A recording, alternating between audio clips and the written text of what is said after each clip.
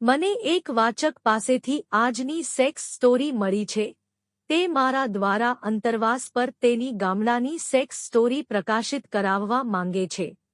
આ sex story મને નિધિ શર્માએ મોકલી છે. સાંભળો તેમના શબ્દોમાં. મારું નામ નિધિ છે અને હું હાલમાં 26 વર્ષની છું. હવે હું પરિણીત છું અને એક 3 વર્ષની પુત્રી છે.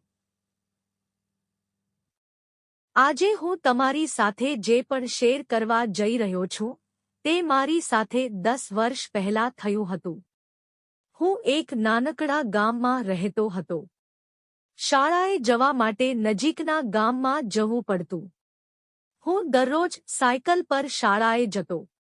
મારો એક મિત્ર સુરેશ પણ મારી સાથે ભણતો. સુરેશ અને હું એકબીજાને પસંદ કરતા હતા.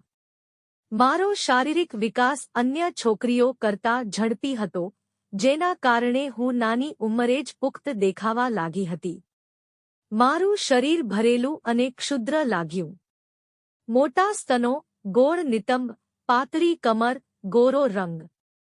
હું ખૂબ જ હોટ દેખાવા લાગ્યો હતો. સુરેશ અને હું ક્યારેક શાળાએથી તળાવમાં જતા. બીજી તરફ એકલતાનો લાભ લઈને અમે એકબીજાને કિસ કરતા હતા. ધીમે ધીમે આ બધી વાતો અમારી વચ્ચે વધવા લાગી. અને હવે સુરેશ મારા સ્તનોને મોઢામાં લઈને ચૂસતો અને દબાવતો. તે મારા સલવારની અંદર હાથ નાખશે અને મારી ચૂંટને ઘસશે. મને પણ આ વાત બહુ સારી લાગી. તે ધીમે ધીમે તેની એક આંગળી મારી ચૂંટની અંદર અને બહાર ખસેડશે અને હું તેને ચુસ્તપણે પકડી રાખતો. આટલું બધું હોવા છતાં સુરેશે હજુ પણ મારા તરસ્યા ચૂંટમાં તેનું શિશ્ન દાખલ કર્યું ન હતું. સુરેશના આ નિવેદનથી મને થોડી અસ્વસ્થતા લાગી. હવે જ્યારે હું એક છોકરી હતી ત્યારે હું સુરેશને મારા મોંથી મને ચોદવા માટે કહી શકતો ન હતો. એકવાર મેં સુરેશના પેનિસને તેના પેન્ટ પર મારા હાથ વડે વહાલ કર્યું જેથી તે સમજી શકે કે હું તેની સાથે ચોદવા માંગુ છું. પણ પેલા મૂર્ખને મેં જે કહ્યું તે ક્યારેય સમજાયું નહીં. તે દિવસે મને તેનું પેન્ટ ભીનું લાગ્યું એટલે હું સમજી ગયો કે તેનું પેનિસ પણ ભીનું થઈ ગયું છે. તેના મને ચોદતા ન હોવાને કારણે હું તેના પર થોડો ચીડાઈ ગયો. શાળામાં મારા વર્ગમાં એક છોકરો પણ બસંત ભણતો હતો. તેમના પિતા ગામડાના નાના સમયના ખેડૂત હતા. તેની પાસે કાર વગેરે હતી. તે પણ મને ખૂબ જ ઝંખનાથી જોતો. ઘણીવાર તેણે મને પોતાની તરફ ખેંચવાનો પ્રયત્ન કર્યો પણ ખબર નહીં કેમ મને લાગ્યું કે મને ચોદ્યા પછી તે મને છોડી દેશે. જ્યારે હું સુરેશના પ્રેમમાં હતો. બીજી તરફ સુરેશ અને બસંત મિત્રો હતા. બસંત અવારનવાર સુરેશ સાથે મારી પાસે આવીને બેસતો. તે હંમેશા મારા માટે મોંઘી ચોકલેટ વગેરે લાવતો હતો. મને ચોકલેટ ખાવાનું ગમતું હતું પણ બસંત પાસેથી લેતી વખતે હું થોડો સંકોચ અનુભવતો હતો. જેથી સુરેશ મને બળજબરીથી ચોકલેટ ખરીદવાનું કહેતો હતો. હું પણ બસંત તરફ જોતો અને આંખોમાં તેનો આભાર માનતો. હવે મને લાગવા માંડ્યું કે જો સુરેશ મને ચોદશે નહીં તો બસંત દ્વારા જ મને ચોદવામાં આવશે. ઠંડીની મોસમ હતી, નવું વર્ષ આવવાનું હતું. સુરેશે મને ફોન આપવાનું વચન આપ્યું હતું. જેથી અમે બંને ગમે ત્યારે એકબીજા સાથે વાત કરી શકીએ. તેણે મને થોડા પૈસા આપવાનું પણ કહ્યું. મેં મારી પિગી બેંકમાંથી 500 રૂપિયા કાઢીને તેને આપ્યા. સુરેશે મને શાળાએ જવાને બદલે તળાવ પર તારીખે મળવાનું કહ્યું. હું મારી સાયકલ પર સવારે 8:30 ઘરેથી નીકળ્યો અને તળાવ પર પહોંચ્યો. તે દિવસે ઠંડીની સાથે ઘણું ધુમ્મસ પણ હતું. થોડે દૂર સુધી પણ કશું દેખાતું ન હતું. પછી મેં મારી સામે એક વાહનની લાઇટો ઝબકતી જોઈ. હું એક બાજુ અટકી ગયો અને તે પસાર થાય ત્યાં સુધી ત્યાં જ રહ્યો.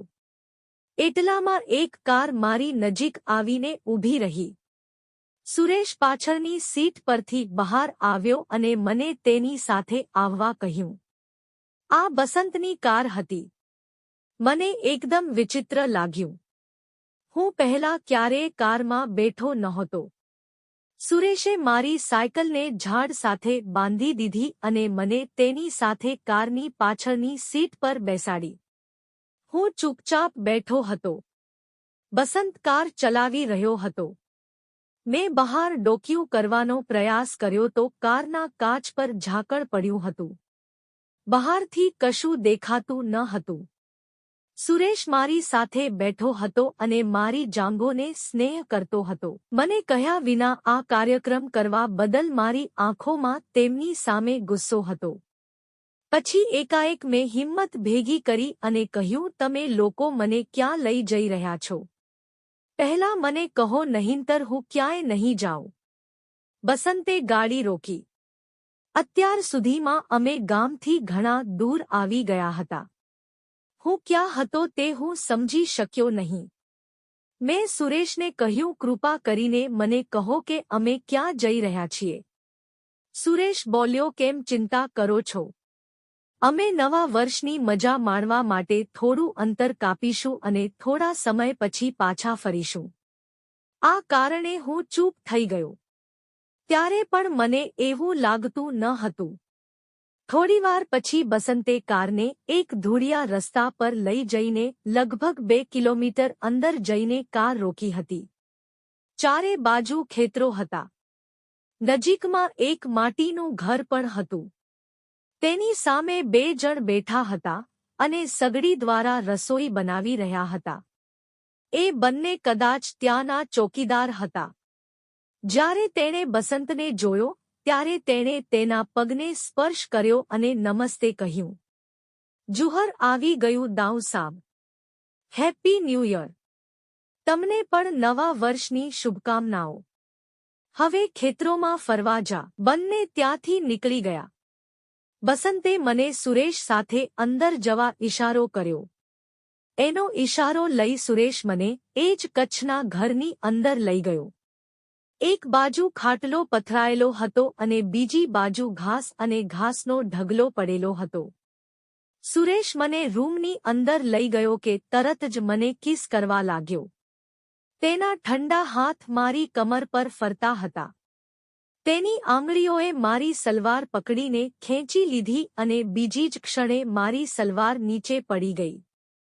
હું કંઈ પણ સમજી શકું તે પહેલાં તેના ઠંડા હાથ મારા પેન્ટીમાં પ્રવેશી ગયા હતા અને મારી ચૂંટને સહેજ કરવા લાગ્યા હતા. સુરેશના અચાનક માણસ બની જતા મને આશ્ચર્ય થયું.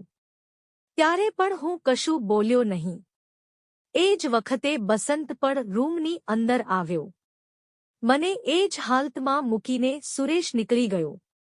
શું થઈ રહ્યું છે તે જાણીને હું ચોંકી ગયો. પછી બસંત મારી નજીક આવ્યો અને મારા વાળને ચાસવા લાગ્યો.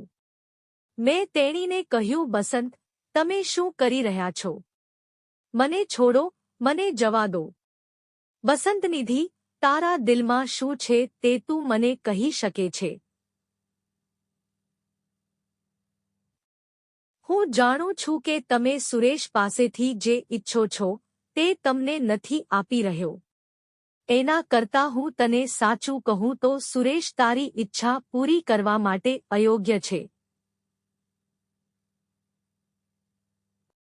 તેના સાક્ષાત્કારથી હું સંપૂર્ણપણે ચોંકી ગયો હતો. શું તમે શું બોલો છો બસંત? મેં તેને જાતે જોયો છે. તેની પાસે બધું છે. હું બસંતને સુરેશના શિશ્ન વિશે કહેવા માંગતો હતો. બસંત, હા, સુરેશે મને એ બધું કહ્યું છે. પણ નિધિ, હું પણ તને ખૂબ પ્રેમ કરું છું અને મારા મિત્રની ખાતર હું તને સંપૂર્ણ રીતે ખુશ કરી શકું છું. આજે નવું વર્ષ છે અને અહીં અમારા સિવાય કોઈ નથી. અને ચિંતા ના કર. સુરેશે તને જે આપવાનું વચન આપ્યું છે તે હું તને આપીશ. આટલું કહીને બસંતે મારી પેન્ટી નીચે ઉતારી અને મારા મોટા વાંકડિયા કાળા વાળમાં છુપાયેલી મારી કોમળ ચૂંટ તેની સામે ખુલ્લી પડી ગઈ. હું સંપૂર્ણપણે શરમ અનુભવતો હતો અને મેં બસંતને કહ્યું, તમે શું કરો છો? બસ રાહ જુઓ. પણ અત્યાર સુધીમાં બસંતે મારી ચૂંટની રેખા પર પોતાની આંગળી મૂકી દીધી હતી. બીજી જ ક્ષણે તેણે તેની આંગળીઓ વડે મારી ચૂંટની તિરાડો ખોલી. હું ધ્રુજી ગયો અને ઠંડીનો અહેસાસ અદૃશ્ય થવા લાગ્યો. બસંતે બેસીને મારી ચૂંટના બંને હોઠ ખોલ્યા અને તેના પર મોં મૂક્યું. આ હું મૌન. તેણે તેની જીભ મારી ચૂંટમાં નાખી અને મારી ચૂંટને ચાટવા લાગી. મારી ચૂંટ થોડી ચીકણી થવા લાગી હતી અને તેમાંથી નીકળતી માદક વાસ બસંતને નશો કરી રહી હતી. મેં મારી આંખો બંધ કરી દીધી હતી અને બસંતના માથા પર હાથ મૂક્યો હતો, મારા પગ ખોલ્યા હતા અને તેને મારી ચૂંટમાં દાખલ કરવાનો પ્રયાસ કર્યો હતો. આ સમયે મને કંઈ પણ ભાન ન હતું.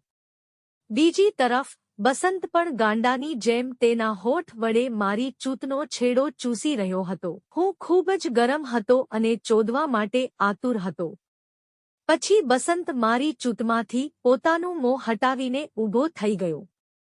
જ્યારે હું તેની સામે જોવા લાગ્યો ત્યારે તેણે મારું સ્વેટર અને કુર્તી ઉતારી દીધી.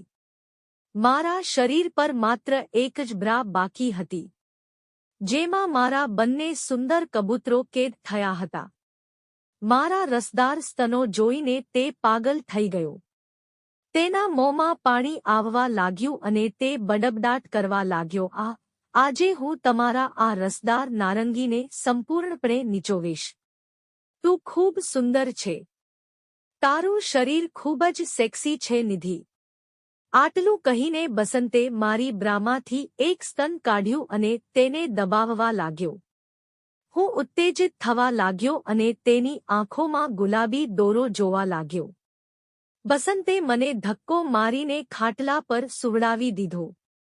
પછી તેણે મારી એક ગુલાબી સ્તનની ડીંટડીને તેની જીભ વડે ચાટી, મોંમાં લઈ લીધી અને બાળકની જેમ મારું દૂધ ચૂસવા લાગી.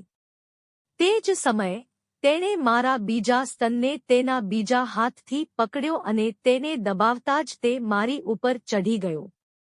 તેનું જાડું શિશ્ન તેના પાયજામાની અંદરથી મારી ચૂંટ પર ઘસતું હતું. થોડી વાર પછી તેણે મને ઉપાડ્યો અને સ્ટ્રોના ઢગલામાં લઈ ગયો. બીજી તરફ તેણે તેનો પાયજામો નીચે ઉતાર્યો અને મારા પગ વચ્ચે બેસી ગયો. તેણે મારા પગ ફેલાવ્યા, તેના ઘૂંટણ વાળ્યા અને તેના જાડા શિશનને મારી ચૂંટની ફાટમાં અટવાયું. પહેલી વાર શિશનના સ્પર્શથી મારો શ્વાસ અચાનક બંધ થઈ ગયો. શિશ્ન લેવાની ઈચ્છા હતી અને તેનાથી ચૂંટ ફાટી જવાનો ડર પણ હતો. બસંતે તરત જ તેના શિશનને એક આંચકો આપ્યો. મારો અવાજ મારા ગળામાં દબાયેલો રહ્યો. એક જ ઝાટકે તેણે તેનું શિશ્ન મારી ચૂંટની અંદર દાખલ કર્યું. મેં તેને ચુસ્તપણે પકડી રાખ્યું અને મારી આંખોમાં આંસુ આવી ગયા.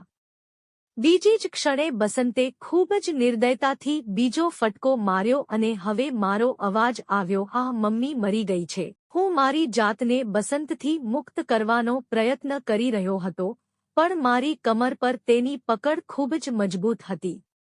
તેણે કોઈ પણ પરવા કર્યા વિના દબાણ કરવાનું શરૂ કર્યું અને તે મારી ચૂંટમાં સખત દબાણ કરતો રહ્યો.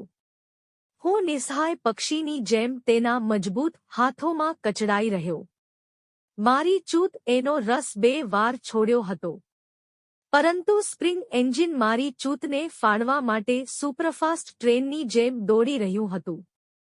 લગભગ 15 મિનિટ સુધી મને સખત ચોદ્યા પછી બસંતે તેનો લંડ મારી ચૂંટમાંથી બહાર કાઢ્યો અને તેનું ગરમ વીર્ય મારી ચૂંટ પર હાંટ્યું. તેણે સ્ખલન કર્યું અને મારા પર સૂઈ ગયો. મેં પણ તેને મારી બાહોમાં લીધી. થોડા સમય પછી મારી ચોદવાનું ફરી શરૂ થયું. આ વખતે બસંતે મને 20 મિનિટ સુધી ઘસ્યો. હું નશામાં હતો. એ પછી સુરેશ અંદર આવ્યો અને મારી સામે જોવા લાગ્યો. મને તેના માટે દયા આવી. બસંતે કહ્યું, નિધિ, તું એકવાર ટ્રાય કરીને જોઈ લે, કદાચ સુરેશને કોઈ ફાયદો થાય. મેં તેને મારી નજીક ખેંચી, તેને નગ્ન કરી અને તેનું શિશ્ન ચૂસવાનું શરૂ કર્યું. પ્રથમ વખત તેણીએ 1 મિનિટમાં તેનો રસ છોડ્યો. છતાં પણ મેં સુરેશનું શિશ્ન ચૂસવાનું ચાલુ રાખ્યું. જ્યારે તેના બોલ્સ પણ ચૂસવામાં આવ્યા ત્યારે સુરેશનું શિશ્ન ટટ્ટાર થઈ ગયું. પછી મેં તેને નીચે ધકેલી દીધો અને મારી ચૂંટને તેના શિશ્ન પર લગાવી દીધી. શિશ્ન યોનિમાર્ગમાં પ્રવેશ્યું હતું પણ તેમાં બસંતના શિશ્ન જેવી કઠિનતા નહોતી. હું હજુ પણ 5 મિનિટ માટે તેના શિશ્ન પર કૂદકો મારતો રહ્યો અને તેને મારી ચૂંટનો આનંદ પણ આપ્યો. નવા વર્ષની આ શુભકામનાઓ તે દિવસે 2 વાગ્યા સુધી ચાલુ રહી. આજે હું તેમના બંને કોક્સ દ્વારા ચોદવામાં ખૂબ જ ખુશ હતો. પછી ગામડાના સંભોગ પછી અમે બધાએ જવાની તૈયારી કરી. બસંતે મને નોકિયાનો જૂનો ફોન આપ્યો અને 1000 રૂપિયા પણ આપ્યા. મેં પૈસા લેવાની ના પાડી તો બસંતે કહ્યું, તમારા 500 રૂપિયા વધીને 1000 થઈ ગયા છે. નિધિ, તું મને ખૂબ જ ખુલ્લેઆમ મળ્યો. મને તારી સાથે રહેવામાં ખૂબ આનંદ થયો. હવે કૃપા કરીને મને મળતા રહેજો. હું હસ્યો અને અમે ત્રણેય જણા કારમાં પાછા આવવા લાગ્યા. લગભગ 2:30 વાગ્યે તે મને ફરીથી તળાવ પાસે છોડી ગયો. ત્યાંથી હું મારી સાયકલ ઉપાડી ઘરે આવ્યો. એ રાત્રે મારા ફોન પર બસંતનો ફોન આવ્યો. તે દિવસે જે કંઈ બન્યું હતું તે વિશે તેણે વાત કરવાનું શરૂ કર્યું. સુરેશને બદલે હું પણ બસંતની મર્દાનગીની પ્રતીતિ પામી ગયો અને તેની બની ગયો. તમને મારી કુંવારી નચિંત યુવાનીની ચૂત ચોદવાની ગામડાની સેક્સ વાર્તા કેવી લાગી? કૃપા કરીને મેલ કરવાનું ભૂલશો નહીં.